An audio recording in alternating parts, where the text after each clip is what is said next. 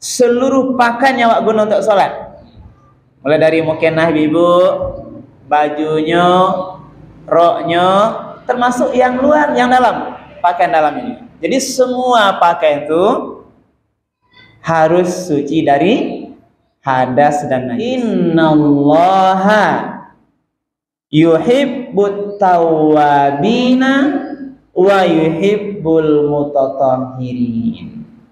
Sesungguhnya Allah menyukai hamba-hambanya yang mau bertaubat atas dosa-dosanya, dan Allah menyukai mutatahhirin, hamba-hambanya yang mau mensucikan diri. Bismillahirrahmanirrahim. Assalamualaikum warahmatullahi wabarakatuh. Alhamdulillahirabbil alamin. Allazi anzala sakinata fi qulubil mu'minin. Asyhadu an la ilaha illallah wahdahu la syarikalah wa asyhadu anna Muhammadan abduhu wa rasuluh sallallahu alaihi wasallam la nabiyya ba'da. Faqala Allah ta'ala fil Qur'anil Karim, a'udzu billahi minasy syaithanir rajim. Bismillahirrahmanirrahim. Ya ayyuhalladzina amanu idza qumtum ilas shalah fagsilu wujuhakum wa aydiyakum ilal marafiq wamsahu bi ru'usikum wa arjulakum ilal ka'bayn. Shadaqallahul azim. Ibu-ibu, para jemaah Majelis Taklim Musala Nurus Sakinah, ibu, durian tinggi yang dimuliakan Allah. Pertama dan utama sekali adalah kita sama-sama menyampaikan kalimat puji dan syukur alhamdulillahirabbil alamin. Segala puji bagi Allah Tuhan semesta alam, karena pada sore hari yang penuh berkah ini kita bersama-sama diberikan kesempatan, diberikan kesehatan oleh Allah, diberikan kemudahan-kemudahan sehingga kita bisa melaksanakan kajian Majelis Taklim. Ibu-ibu, sebelum lanjut, ini Majelis Taklim atau Wirid Yasin namanya, Bu? Hah? Wirid Yasin, Ibu, ya? Oke. Jadi ibu-ibu, pengajian Wirid Yasin ini alhamdulillah semuanya dalam keadaan sehat. Lah sehat sadarnya ibu-ibu. Ibu-ibu, lagi sehat saudara? Alhamdulillah. Kemudian kita sampaikan salawat dan salam kepada Nabi kita, Nabi Muhammad sallallahu alaihi wasallam, yang telah meninggalkan Al-Quran dan Sunnahnya sebagai dua pedoman hidup yang akan menyelamatkan kita dari kehidupan dunia yang sementara ini sampai nanti kehidupan yang kekal abadi di akhirat kelak.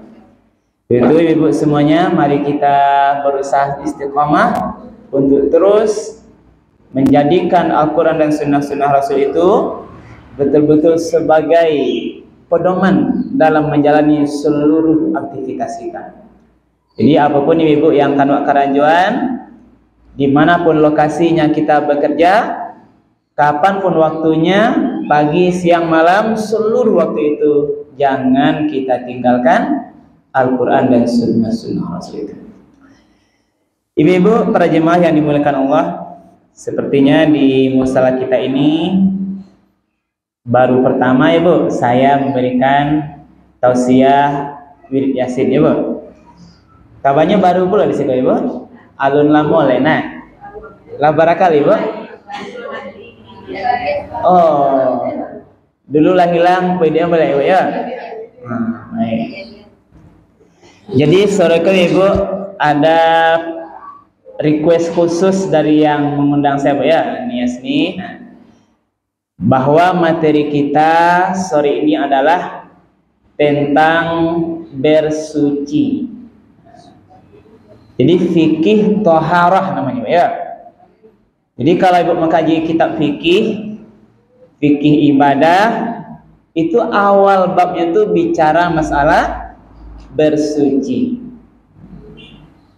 Karena tidak sah ibadah tertentu seperti sholat, Ibu, kalau kita tidak bersuci, kalau kita tidak suci.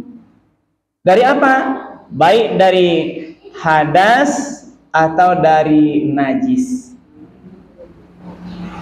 Harus suci pakaian kita, badan kita, tempat kita dari hadas dan najis. Jadi perlu, Ibu, ulang-ulang, Ibu, ya, tentang kajian fikih toharah atau fikih bersuci.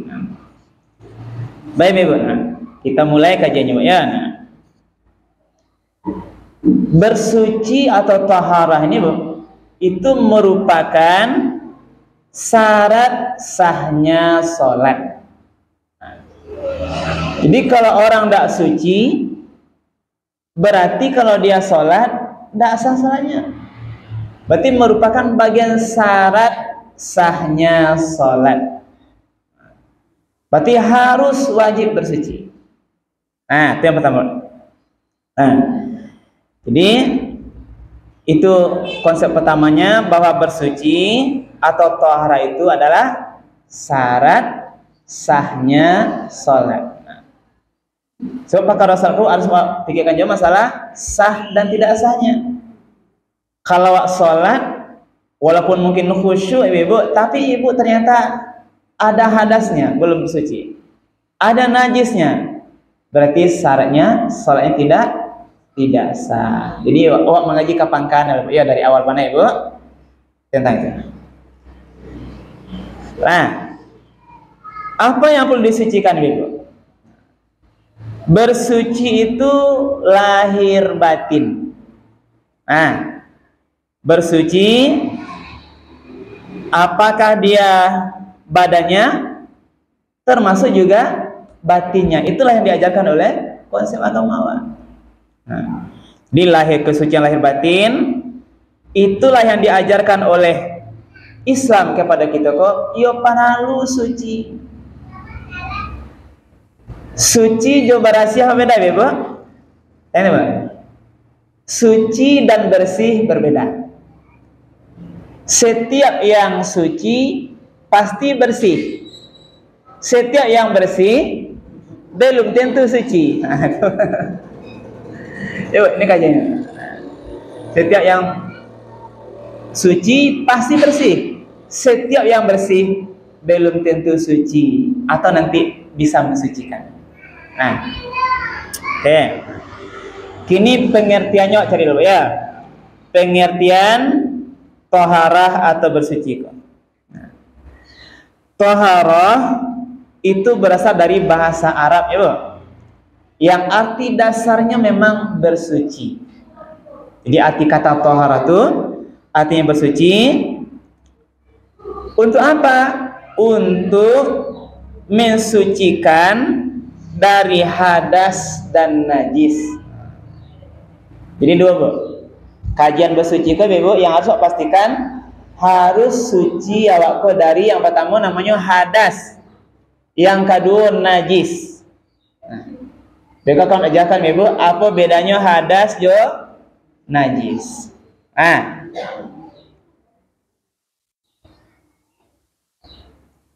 kegiatan ini apa sih yang disucikan? Badan, pakaian, Ibu. Berarti badanku harus suci dari hadas dan najis. Seluruh pakaian yang awak guna untuk sholat, mulai dari mukenah, Ibu, bajunya, roknya, termasuk yang luar, yang dalam, pakaian dalam ini.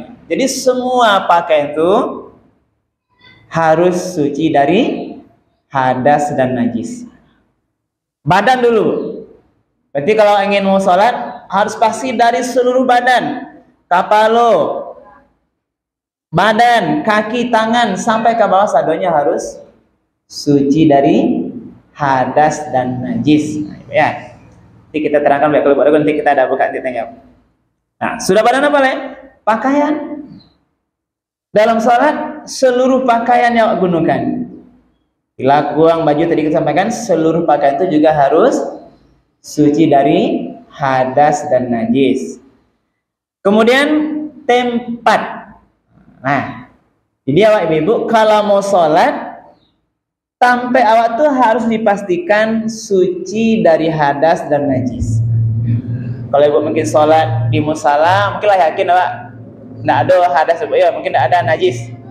Kadang-kadang ibu pergi ke ladang, pergi ke sawah, atau sholat di atas di kendaraan, mungkin nggak ragukan. Tapi yang jelas ibu semuanya kita harus berusaha maksimal memastikan kalau kondisi sampai awak sholat itu harus suci. Kok tilakon yang ibu gunakan, baik ibu tilakon di rumah itu harus pasti tidak ada di sini najis gitu. Kalau alas kan di badan letaknya kan najis. Nah, hadas dan najis tadi bu. Di pakaian, tempat dan lingkungan tempat aktivitas itu harus juga suci. Jadi kesucian itu kama sasarannya kepada badan, kepada pakaian, kepada tempat kita beribadah sholat itu harus suci. Barasiana badan ibu, rupanya ada beko di kainnya hadas. Nah, contohnya ibu punya cucu kan mengenang cucu laki-laki, pipisnya gitu. Bu pakai sholat, alun disucikan leh. Berarti tidak terpenuhi syarat sahnya sholat. Berarti tidak sah sholatnya. Baik baca cucu bu. Lagi, berapa orang cucu? Banyak kan? Beko beda bu, cucu laki-laki, cucu padusi. Ketika dia masih bayi hanya baru ASI dia minum bu, belum ada makanan lain. Itu beko berbeda kategori tingkatan hadasnya gitu.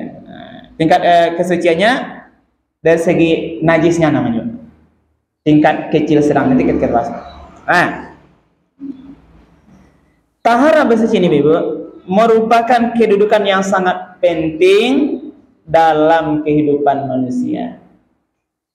Nah, jadi agama mengajarkan awak ibu sangat penting perlu bersuci. Nah, tidak hanya bersih bu, tapi juga suci. Nah, tapi kita tengok bersuci itu lebih di atas daripada bersih. Nah, sebab kadang kalau bersih kok bu hanya dilihat dari mata gitu ya, kadang-kadang kan pakaian ibu tuh barasiah tapi ada di sana tadi pipis cucunya yang sudah kering. Nampak bu? Nampak pipisnya enggak nampak. Kalau bersih tapi tidak suci. Jadi kalau nanti ada kalau kita ragukan bagaimana caranya untuk mensucikannya ya. Nah, jadi pakaro bersuci ke ibu, pakaro yang sangat penting. Inilah hebatnya agama Islam mengajarkan kepada umatnya untuk bersih, untuk suci badan, pakaian, tempat dalam memulai aktivitas ibadah. Apa dalilnya bu? Itu Al-Quran surat Al-Baqarah 222. Innallaha yuhibbut tawwabina wa yuhibbul mutatahhirin. Sesungguhnya Allah menyukai hamba-hambanya yang mau bertaubat atas dosa-dosanya, dan Allah menyukai mutatahhirin, hamba-hambanya yang mau mensucikan diri. Jadi Allah suka kalau awak suci, Allah sangat suka dengan aktivitas yang kita lakukan. Ada hadis lagi yang mengatakan lain. At-tuhuru syatrul iman. Artinya adalah bersuci adalah sebagian dari iman. Berarti orang kalau dia menjaga kesucian berarti dia ini bagian dari imannya. Kalau dia tidak peduli dengan kesucian, masalah bersuci berarti kualitas imannya tergolong kurang atau rendah. Kok berasia lah, nggak perlu lah suci, pokoknya pakai baju, pokoknya sholat. Jadi ini yang harus kita perhatikan. Nah, kemudian baru kita masuk ibu macam-macam bersuci tadi. Jadi kan konsepnya adalah ibu, suci itu adalah syarat sahnya sholat. Apa yang perlu kita sucikan? Badan, pakaian, tempat. Di dalam ajaran Islam, kajian bersuci ini adalah bagian yang sangat penting, dan orang yang mau bersuci atau menjaga kesuciannya itu Allah sangat suka. Orang yang bersuci itu menandakan imannya kuat atau bagus, karena sebagian dari tanda-tanda orang beriman. Nah, macam-macam atau bentuk-bentuk taharah bersuci ya. Jadi macam-macamnya taharah bersih itu ada dua macam. Jadi apa yang perlu kita sucikan ada dua macam. Yang pertama hadas, yang kedua najis. Nah, pertama kita bahas dulu bu, hadas ya, taharah bersih dari hadas. Nah, apa yang dimaksud dengan hadas? Hadas secara bahasa berarti sebuah peristiwa. Peristiwa apa maksudnya ibu? Adalah keadaan tidak suci pada diri seorang muslim yang menyebabkan ia tidak diperbolehkan untuk beribadah. Ini keadaan bu. Jadi hadas adalah keadaan pada diri seorang muslim yang dengan adanya hadas itu menyebabkan dia tidak diperbolehkan beribadah. Hadas dibagi dua, hadas kecil dan hadas besar. Ibu. Jadi hadas itu dibagi dua, hadas kecil dan hadas besar. Begitu keadaan ya, keadaan yang ada pada diri kita mungkin ibu. Kalau ada yang mendekatkan di diri ibu beko, berarti sudah ada hadasnya. Apakah kecil atau besar? Kalau kecil, bagaimana cara membersihkannya? Kalau besar, bagaimana nanti akan kita masuk? Nah, yang pertama dulu hadas kecil. Yang kecil dulu ya. Hadas kecil, keadaan tidak suci pada diri seorang muslim yang dapat disucikan dengan berwudu atau bertayamum pada keadaan tertentu ketika ndak ada air. Nah, berarti kalau hadas kecil bu, cara membersihkannya hanya dengan berwudu. Nah, kalau ndak ada air bertayamum. Itu cara menghilangkan hadas kecil. Nah, kapan seseorang disebut berhadas kecil? Coba ya. Jadi hadas kecil itu kapan seseorang tuh kita ini dikatakan berhadas kecil?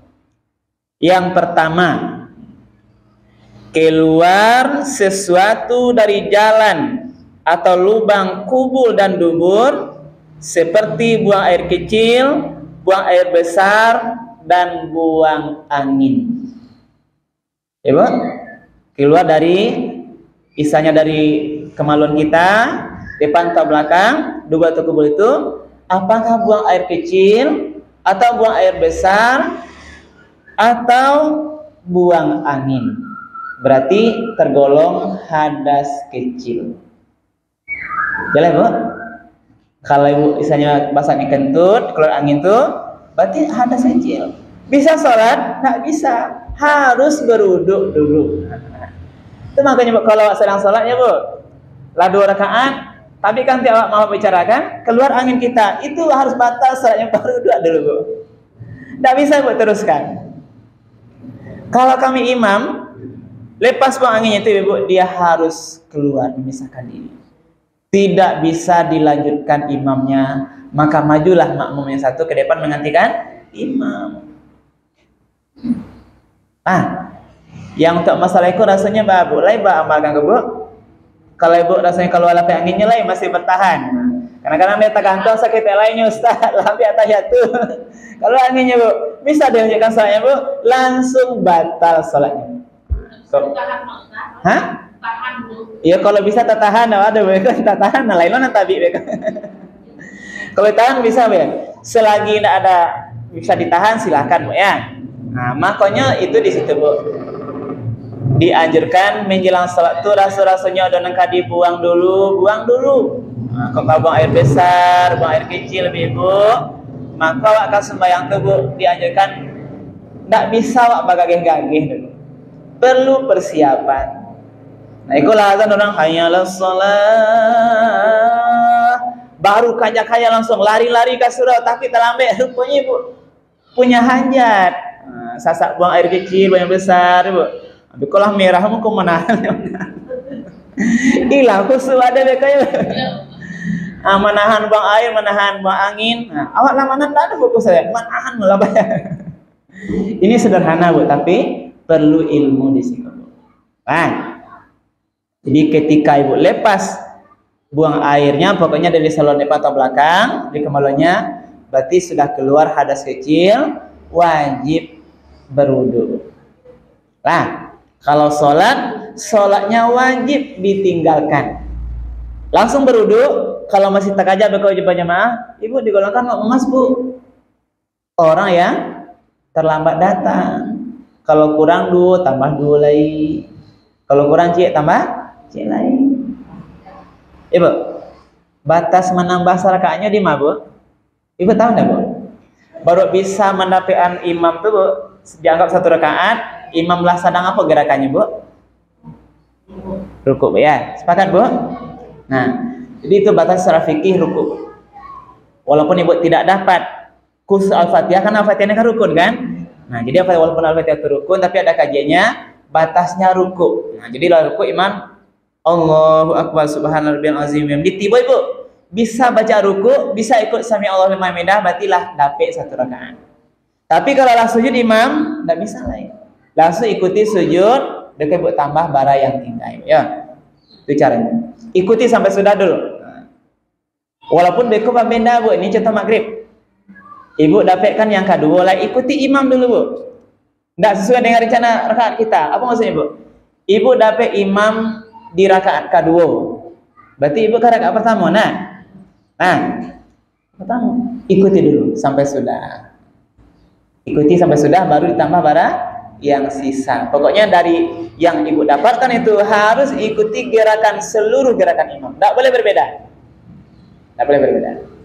Tambah nanti. Nah, jadi itu satu Ibu ilmunya. Kalau keluar buang angin terkentut atau yang lain itu sudah berarti digolongkan hadas kecil, wajib berwudu kalau mau sholat. Nah, mau sholat. Nah, itu satu. Ya Bu? Kalau dalam keadaan berwudu bisa selesai berwudu di luar angin. Itu awal bersuci atau berwudu saja Bu. Berwudu. Kalau bersih juga tidak apa-apa Bu. Membersihkan juga boleh. Tapi kan hukum daripada hadas itu berwudu. Itu kan istinja namanya kan? Tuh, boleh juga nih. Secara agama membersihkan hadas kecil hukumnya dengan berwudu. Nah, itulah hebatnya agama tuh kan? Kadang bertanya yang keluar di bawah kok dibasuh berwudu kan? Tapi itulah agama kita Bu. Ada rahasianya Bu yang kadang-kadang enggak tercapai kajian manusia ke situ. berapa tuh waktunya Waktu apa? kan kita umpamanya sudah apa tadi bersuci tadi kan? Ya. Berapa waktunya sahnya kita tidak bersuci lagi? Apanya? Menjelang sholat? Batasnya menjelang sholat Bu. Pokoknya kalau mau sholat harus suci. Kalau Ibu hadas belum sholat, tidak apa-apa Ibu tidak bersuci. Karena Ibu kan tidak melakukan ibadah kan?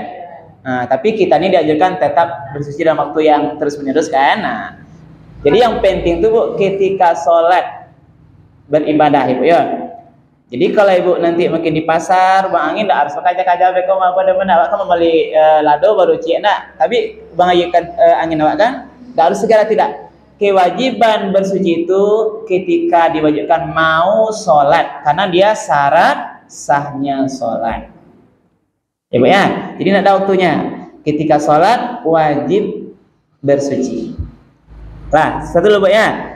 Jadi yang pertama hadas kecil adalah ketika keluar buang air kecil, buang air besar atau buang angin Itu golongan hadas kecil pertama yang kita harus membersihkannya dengan berwudu. Nah, satu. Yang kedua, hilang akal seperti mabuk, gila, pingsan, tertidur. Nah, maksudnya Bu, kita kan ada itu kadang-kadang dari maghrib ke isya kan waktunya dekat. Ada orang yang mana Bu, kalau lun batal maghribnya, uduanya, dia langsung salat isya. Boleh, boleh. Nah, tapi di sini maksud ada kalau ada orang yang mabuk, setelah dia berwudu mungkin sudah salat maghribnya, tiba mabuknya Bu. Berarti dia juga harus tidak bisa nanti salat isya. Berarti dia tergolong hadas kecil, harus berwudu kalau mau isya. Atau gilanya, hilang akalnya bukan, membatalkan tadi wudunya. Atau dia pingsan, nah, jadi pingsan Bu harus berwudu balik. Atau tertidur, talaluk. Kalau nanti juga ada kajiannya Bu, karena ini khusus kami laki-laki kadang kajiannya Bu, tertidur ketika mendengar khutbah Jumat. Nah, jadi itu nanti lah Bu ya, kita perhatikan nanti. Yang jelas tergolong hadas kecil, mabuk, gila, pingsan, tidur. Itu juga termasuk dia hadas kecil yang harus dia berwudu kalau mau sholat. Nah, jadi Bu contohnya sama dengan tuh mungkin Ramadan nanti akan datang, sudah isya kan ada ceramah tuh. Nah, talaluk Bu, betul-betul talaluk. Lah keluar ngecas ayatnya talaluk. Ustaz, kalau umpamanya kita sudah berwudu di Ustaz ya. Ya. Nampak makanan kita makan itu Ustaz, apakah batal wudu kita? Ya, makanan tidak membatalkan wudu. Nah, tidak ada di sini nanti kajiannya Bu ya. Berarti kalau tidak ada beko tidak masalah dulu.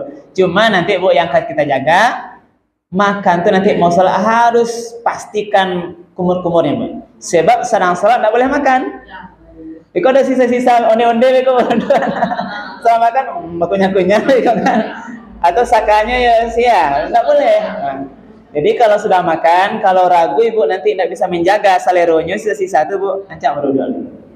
Nah, kalau yang berapa itu dilakukan kalau lupa. Ya itulah maksudnya. Jadi salatnya lalu itu apa tuh? Tidur yang betul-betul pulas, yang betul-betul dia tidak sadar. Kadang kalau sebentar, kalau sesaat. Nah, jadi ada kajian-kajian itu kan kajian fikih. Apa Pak? Iya. Tapi selagi agak sadar mungkin tidak apa-apa ya. Ini tidurnya dalam mana mungkin yang waktu yang lebih panjang, kan? Ada batasannya Pak ya. Nah, tapi kalau beko tidur lah mulai ceramah 20 menit. Nah, menit kalimu talaluknya. Beko lah nih terakhir bangunnya kan, iya betul-betul talaluk tidak bisa. Tapi setengah sadar lah Bu ya. Lalu itu kan dia lama lah bakarnya. Lah kedua itu lah. Nah, ya Bu. Jadi itu yang kedua tadi, mabuk, gila, pingsan, tidur. Berarti ini kondisi juga dia sedang dianggap hadas kecil. Kejadian yang ada pada dirinya menyebabkan dia tidak bisa melaksanakan salat, harus berwudu.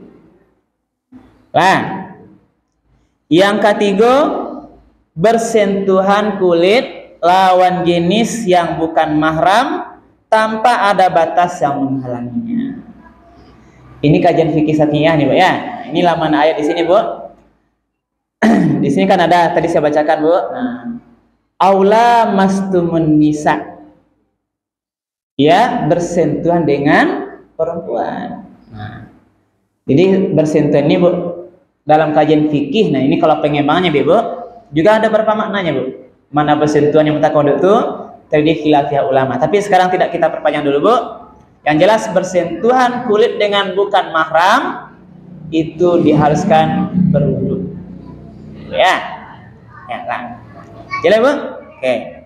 Yang keempat, yang terakhir di sini, yang tergolong hadas kecil adalah menyentuh kemaluan dengan telapak tangan.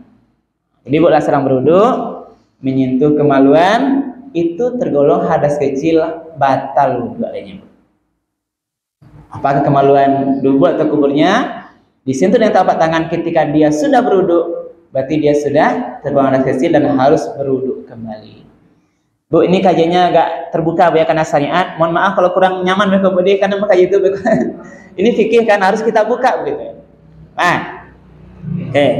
Jadi itu 4 kondisi yang tergolong hadas kecil yang cara membersihkannya dengan berwudu kembali. Jelas, Bu? Ya, baik. Nah, kemudian menurut ulama, seorang dalam keadaan berhadas kecil harus segera bersuci. Saat seorang punya hadas kecil, tidak boleh beribadah-ibadah tertentu. Apa saja yang tidak boleh dilakukan seorang dalam ibadah kecil itu? Di antaranya, nah, ini kajian menurut ulama, Bu. Kalau sedang hadas kecil, ada ulama mengatakan ada ibadah-ibadah yang sebaiknya tidak kita lakukan. Atau kalau mau kita kerjakan juga, silahkan berwudu dulu. Nah, yang pertama, memegang, menyentuh mushaf Al-Quran. Ini kajian fikihnya, Bu ya. Jadi sebaiknya Ibu kalau mau menyentuh atau memegang Al-Quran, sebaiknya berwudu. Lebih suci, Bu ya. Ini kan sebaiknya bukan berarti haram, tidak, Bu ya. Ini ada ulama menyatakan sebaiknya berwudu dulu. Apa itu?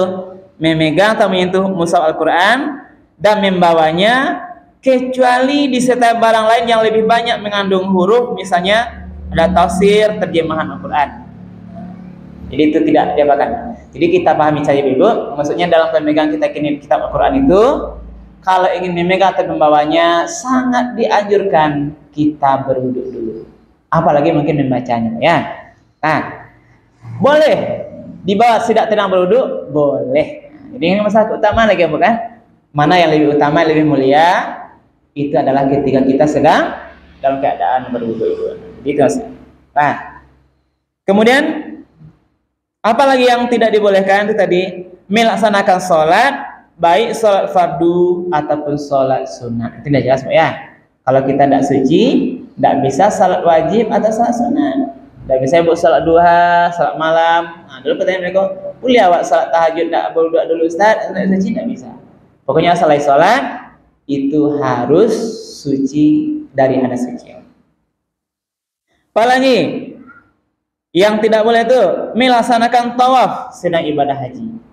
Jadi tawaf itu Ibu harus dalam keadaan bersuci. Ya, kita lanjut dulu. Itu hadas kecil. Kemudian yang kedua, hadas besar. Ini yang kedua. Hadas besar adalah keadaan tidak suci pada diri seorang muslim yang dapat disucikan dengan mandi junub atau mandi besar. Nah, jadi kalau hadas kecil tadi berwudu, cara membersihkannya. Kalau hadas besar dengan mandi junub atau mandi besar. Kalau tidak ada air, bisa dengan tayamum. Ini kalau betul-betul tidak ada air. Ini nanti yang sebenarnya kalau kita ada air semuanya, ya. Ada air, tapi ini ada aturannya. Kalau tidak ada air karena keadaan tertentu, mungkin kering, betul-betul tidak ada, itu diganti dengan tayamum. Nah, kapan seseorang itu dikatakan berhadas besar? Nah, satu, ini macam-macam hadas besar ya, Bu. Keluar mani baik karena mimpi atau hal lain bagi laki-laki. Nah, apakah dia sedang sudah keluar mani karena sudah balik, Bu? Keluar mani atau dia mimpi atau mungkin dalam melakukan hubungan suami istri, Bu. Berarti dia sudah berhadas besar. Berarti dia wajib mandi. Nah, yang kedua, haid bagi perempuan. Jadi Ibu, haid itu tergolong hadas besar. Kalau lah berarti haidnya mensucikannya bagaimana? Dengan mandi wajib. Kalau tekan acara mandi wajib Ibu, kok diam? Kadang-kadang acara mandi wajib lupa Bu ya. Nah, nanti mungkin kita sampaikan berikut namanya. Nah, jadi itu dulu. Haid bagi perempuan. Yang ketiga, kapan hadas besar itu? Melahirkan atau wiladah, yaitu darah yang keluar saat seorang perempuan melahirkan. Berarti darah wiladah itu, darah melahirkan itu adalah tergolong hadas besar. Maka untuk bersihkan nanti itu harus dengan mandi. Nifas, darah yang keluar setelah seorang perempuan melahirkan. Nah, nifas, masa nifas? Kalau tadi kan darah wiladah itu darah melahirkan tuh, Bu. Darah nifas setelah melahirkan itu selama berapa lamanya, Bu? 40 hari ya. Jadi 40 hari itu adalah masa dia nifas. Di sana tidak bisa sholat, apalagi Bu? Tidak bisa dia juga berpuasa, apalagi Bu? Tidak boleh dia berhubungan suami istri. Itu diharamkan ya. Ada waktu-waktu yang diharamkan bergaul suami istri, di antaranya adalah ketika siang Ramadan, ketika haid, ketika masa nifas. Itu tidak boleh tuh. Selama 40 hari. Hari ke-39 setengah boleh Bu? Ini kajian-kajian kalau kami kan Pak Penghulu, ini mengajarkan pengantin sampai ke situ.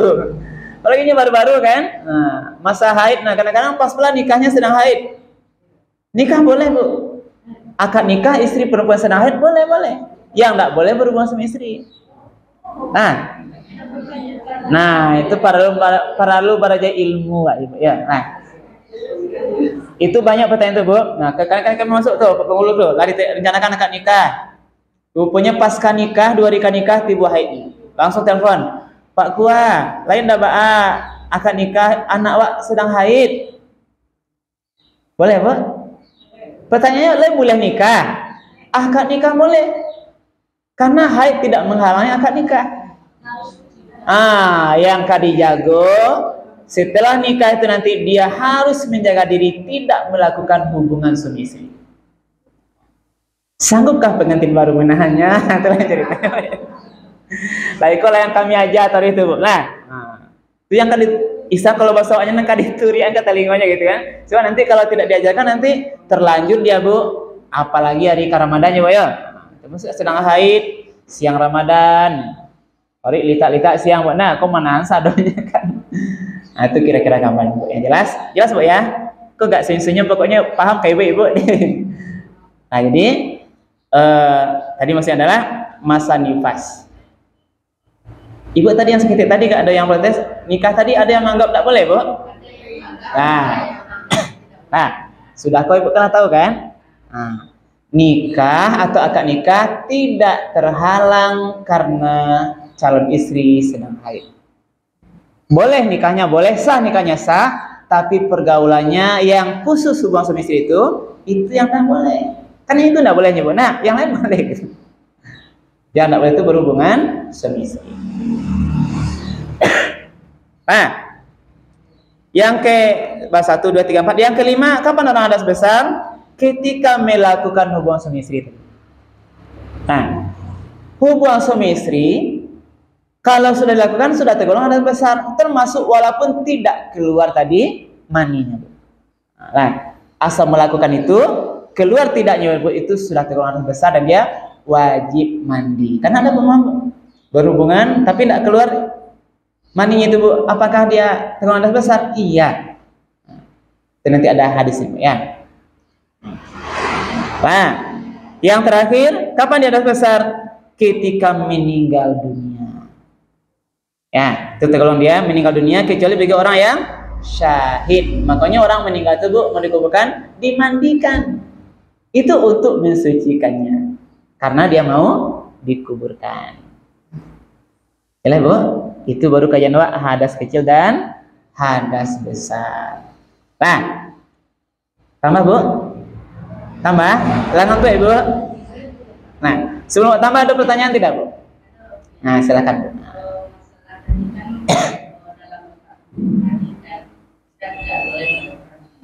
Ya.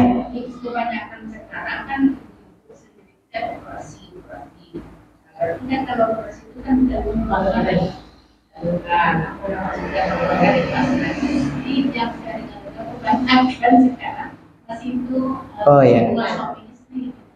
jadi setelah melahirkan umur anak itu karena dia operasi, darahnya berhenti, dia berhubungan.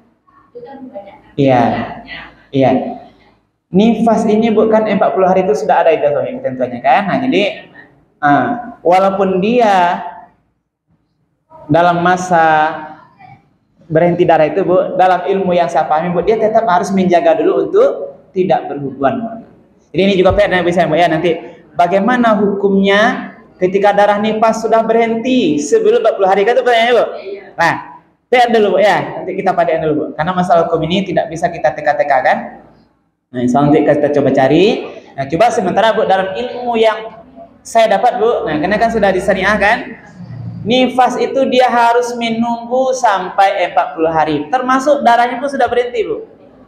Nah, ya, tapi pasti nanti kita coba nanti lihat lagi Bu. Nah, kan seorang kan ada yang berhenti sudah hari ke-20 lah berhenti Bu ya. Kalau normal melekanya ada yang berhenti Bu hari ke-20 makin cepat. Nah, maksudnya kalau dia tidak operasi darah nifas tuh ada yang berhenti enggak sebelum 40 hari enggak? Ada pengalaman Bu? Ada. Berapa hari contohnya Bu? Oh iya iya. Iya iya. Ya Bu. Baik Bu, jadi yang khusus ini insya Allah Bu kita coba cari lagi Bu ya dalilnya apakah nanti dibolehkan. Cuma kan secara normal yang kita paham itu nifasnya 40 hari. Maka dia harus menahan diri dari tidak berhubungan suami istri. Baik Bu. Oke. Kita lanjutkan dulu Bu materinya Bu ya. Sekarang najis lagi Bu. Najis. Tadi kan hadas, hadas kecil, hadas besar, sekarang najis. Nah, apa itu najis Bu? Najis secara bahasa artinya adalah kotor. Ya, kotor yaitu secara istilah maksudnya adalah kotoran yang menjadi sebab terhalangnya seseorang beribadah. Jadi kotor, ada kotoran. Bersuci dari najis yaitu membersihkan sesuatu dari najis yang dibagi 3 macam. Jadi kalau tadi hadas 2 macam, hadas kecil cara membersihkan dengan berwudu, hadas besar dengan mandi. Kalau najis dibagi 3 itu.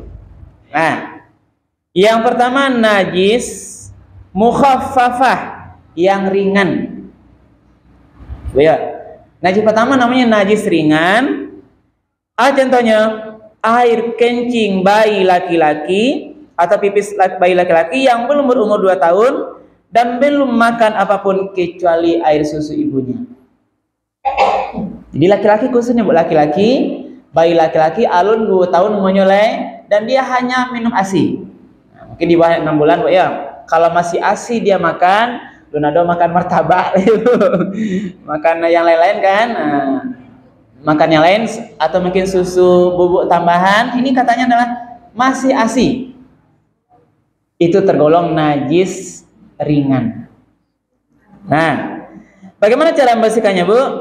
Cukup dengan cara memercikkan air pada benda itu di tempat yang terkena najis. Nah, contoh bayi baru laki-laki umur 2 bulan ya Bu ya, masih ASI, Bu gendong, pipis, tahu gak pipisnya? Lah basah sudah ke baju awak. Cara membersihkannya dia najis ringan, ambil air percikkan. Nah, berarti sudah suci. Berlaku perempuan Bu? Tidak. Nah, berarti kalau perempuan tidak masuk.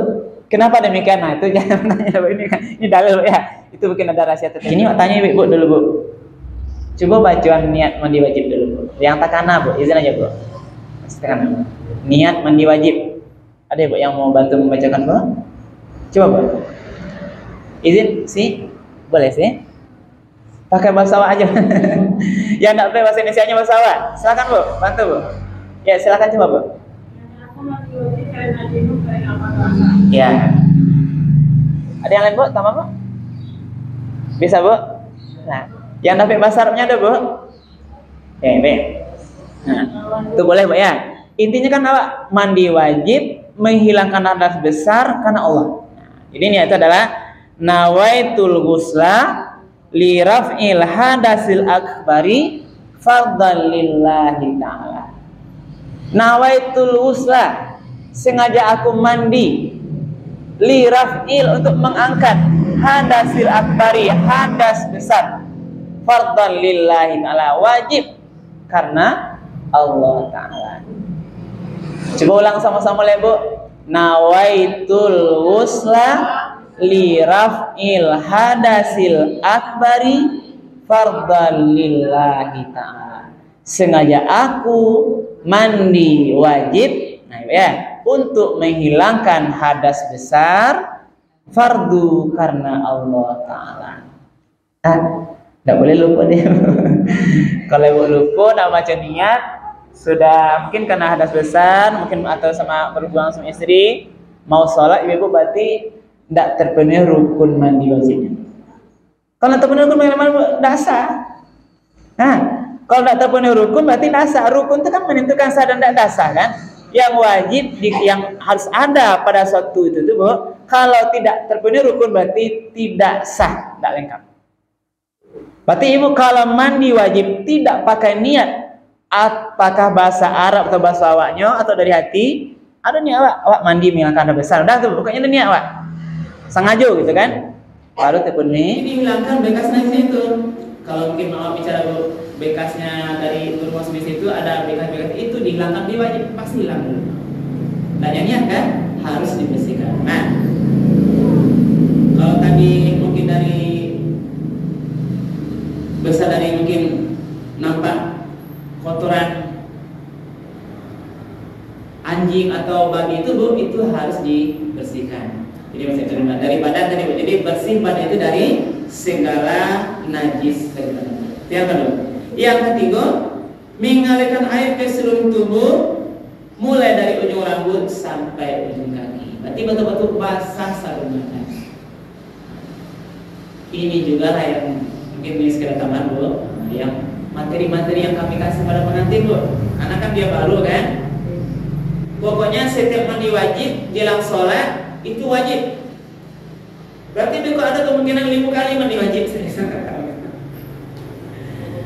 Gimana? Bukan harus dilakukan, karena tidak sah sholatnya kalau dia tidak mandi wajib. Sudah subuh mungkin ada hajat, laksanakan zuhur mandi lagi. Lagi nanti sudah zuhur mandi lagi. Pokoknya hukumnya itu adalah mandi wajib itu niat, hilangkan kotoran najis, kemudian mengalirkan seluruh air kepada seluruh badannya mulai dari rambut sampai nanti ujung kaki. Tidak bisa pada saat yang Arabi baru basah keramas tadi pagi dulu. Ikut siang lama lihat ke basah, tidak bisa, harus dikarenakan juga. Karena itulah hukumnya ya. Jalan, Bu. Jadi itu caranya, tata cara mandi wajib. Nah, dalam mandi wajib itu ada sunnah-sunnah. Ini sunnah-sunnah mandi wajib yang kita lakukan agar lebih sempurna. Jadi sunnah itu, kalau sunnah itu kalau dilaksanakan berpahala, kalau tertinggal tidak apa-apa, dan berdosa tetap sah. Kalau 3 tadi itu wajib tuh. Niat rukun tuh kan, niat membasuh air kepada seluruh badan. Jadi kalau mandi wajib itu hanya badan kuat, rambut enak, tidak sah. Ya. Kemudian walaupun badannya berarti kena air semuanya, ada niatnya, tapi masih ada kotoran di badannya tinggal, tetap tidak sah. Itu rukun. Tapi kalau sunnah itu lebih sempurna kalau dilaksanakan, kalau tertinggal tidak menentukan sah tidak sah. Nah, apa yang sunnah itu contohnya? Membaca basmalah dan berwudu sebelum mandi. Itu sunnah tuh ya. Bismillahirrahmanirrahim. Kalau mandi berwudu dulu. Nah, sebab wudu saya tadi kan untuk menghilangkan hadas kecil kan, disunahkan mandi dan baca basmalah. Kemudian mendahulukan anggota tubuh yang kanan dari yang kiri. Itu sunnahnya ya. Kalau mandi dulu bagian kanan dulu, baru yang kiri. Kemudian apa sunnahnya lagi? Menggosokkan anggota badan dengan sabun atau alat lain yang dapat membersihkan tubuh. Gosok-gosok dulu. Mau pakai busa atau pakai kain tertentu, itu sunnah. Kalau tidak pakai kain itu Pak, boleh. Yang penting tadi kan ada niat, bersihkan najisnya, siram sabunnya dulu. Bolehkah mandi wajib tidak bersabun? Pernah, Bu? Boleh. Tadi kan tak ada yang bilang sabun kan? Yang itu mengalirkan air ke seluruh tubuh. Nah, tapi disunahkan atau perlu kebersihan kan? Bersabun itu adalah tambahan untuk lebih abdan. Tapi yang rukunnya, Bu, adalah air mengalir dari seluruh tubuh kita. Jalan nih. Jadi kalau mandi wajib dia ada sabun, tak sampo, ada apa seorang kan? Dicari sabun ke pasar Jawa kan? Silahkan mandi, niat silahkan siram badan itu, walaupun tidak pakai sabun sudah terpenuhi rukunnya. Tapi kalau mau lebih afdal, lebih sempurna tentu yang pakai tadi. Nah, jadi masih ada menggosok-gosok atau badan dengan sabun atau ada yang dapat membersihkan tubuh. Nah, selain mandi wajib terdapat mandi sunnah dan juga nanti itu sunnah mandi yang ya. Itu tadi juga ada sunnah mandi ketika sholat Jumat, ketika sholat Idul Fitri, sholat Idul Adha, sebelum sholat gerhana, sesudah dari pingsan, sembuh dari gila, atau mau masuk ke kota Mekah, itu sunnah waktu untuk mandi. Tahu? Nah itu caranya adalah bersolat, cara mandi wajib. Cara berwudu, bersuci dari berwudu. Nah, ketika berwudu, itu jelas ya, anggota wudu yang jelas. Ketika berwudu, ada nanti syarat wudu, rukunnya, sunnah-sunnah. Nah ini panjang nih, nanti loh kita cukup dulu sampai di sini bu. Kajiannya tentang mandi. Nanti kalau ada waktu lain kita tambah nanti persoalan wudu gitu ya. Karena wudu itu panjang, nanti ada ayatnya khusus bu. Jadi di sini materinya. Kalau ibu ada pertanyaannya, kita diskusikan lagi tentang toharat tadi sama dengan mandi. Silahkan kita buka. Kalau masih ada bu.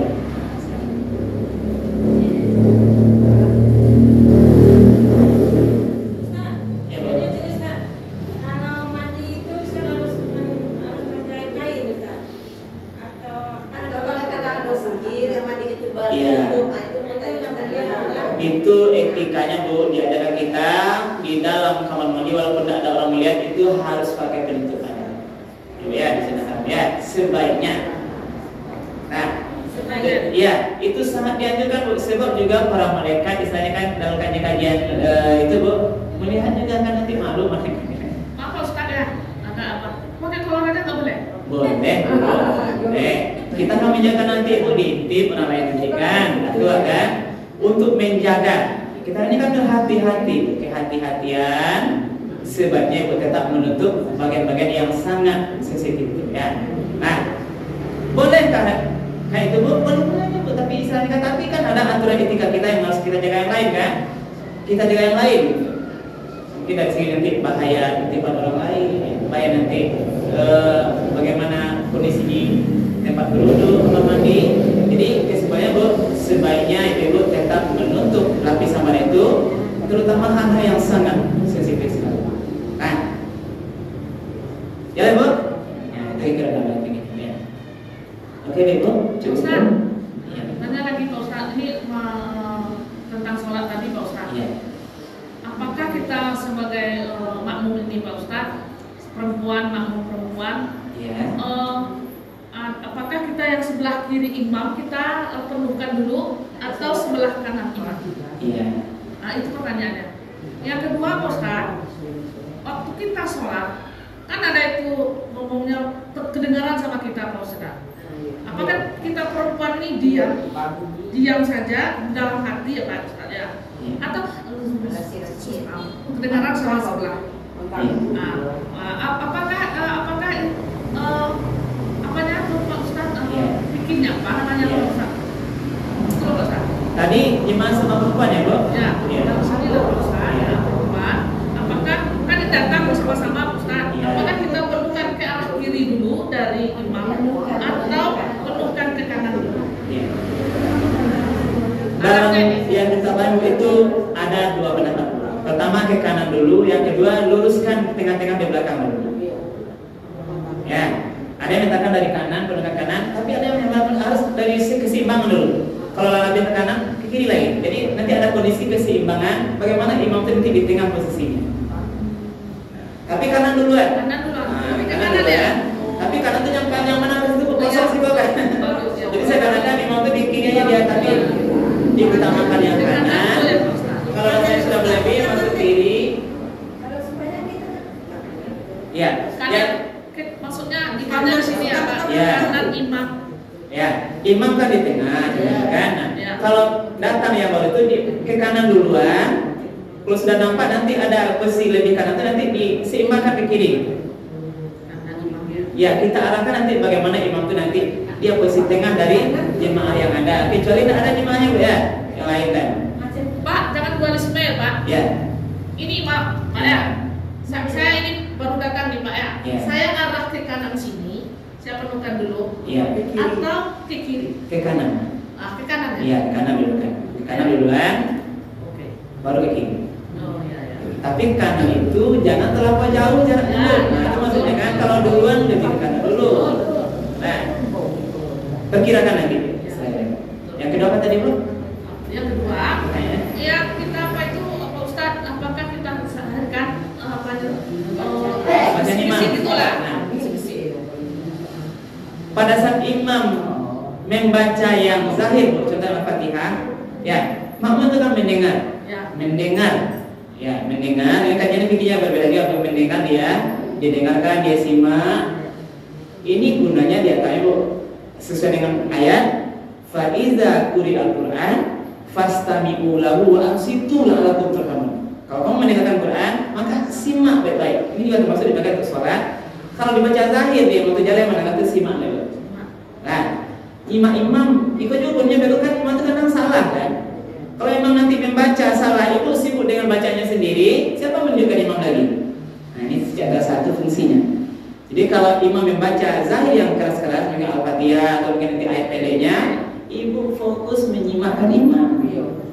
Kalau baca di luar itu ibu tetap membaca, tentu yang tidak mengganggu pula nanti ketika sebelah. Yang kalimat Subhana rabbil a'la. Itu nanti mengganggu kekusukan dengan sebelah. Cukup ibu dari paham dengan dari hatinya lah ya. Ibu baca, lidah berbicara, hati fokus pada Allah, badan gerakan salat yang sesuai dengan saya. Pak, takbirnya kayak gini atau seperti ini? Ya. Allah. Nah, itu atau begini? Iya, yang kita pakai biasa saja. Begini. Nah, boleh Pak begini itu nanti kajian lagi pula. Ya, ya. Nah, kira-kira pula nanti apalagi itu yang pernah mereka kan macam-macam tidak kita komentar. Kita tidak terlalu bebas membahas masalah perbedaan yang jelas yang kita pahami adalah seperti ini. Ya, kan ke depan. Cukup ya, cukup dulu ya. Baik. Baik Bu, kajiannya sebenarnya sangat menarik Bu. Kayak ini jarang-jarang juga kan, seperti ini kita berdiskusi.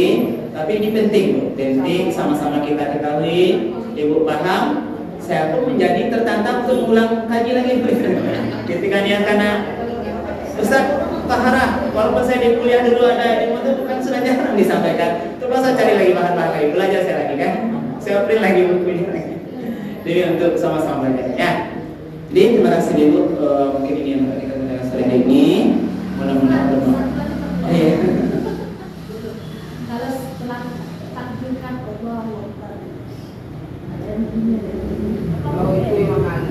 Jangan terlalu banyak gerakan. Ya.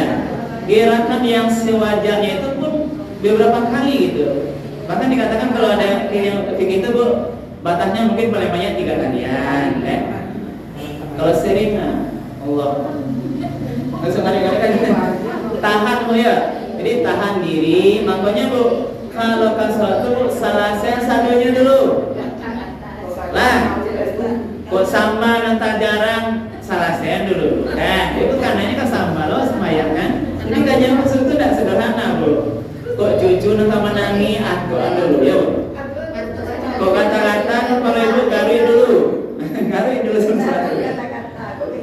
Nah, tapi kalau terjadi sudah sholat Bu, yang sewajarnya. Jangan acok-acok yang nanti bisa merusak daripada ibadah sholat kita. Ya. Ya Bu. Nah, dia acok naruh 3 kali. Itu pun tidak sengaja kan. Nah, rahasia. Baik, rahasia saya dulu Ibu semuanya. Mungkin terima kasih atas perhatiannya. Mudah-mudahan bermanfaat, menjadi ilmu, menjadi amal ibadah yang kami menyampaikan. Dan kami yakin perbanyak maaf kalau ada yang kurang berkenan. Subhanallah.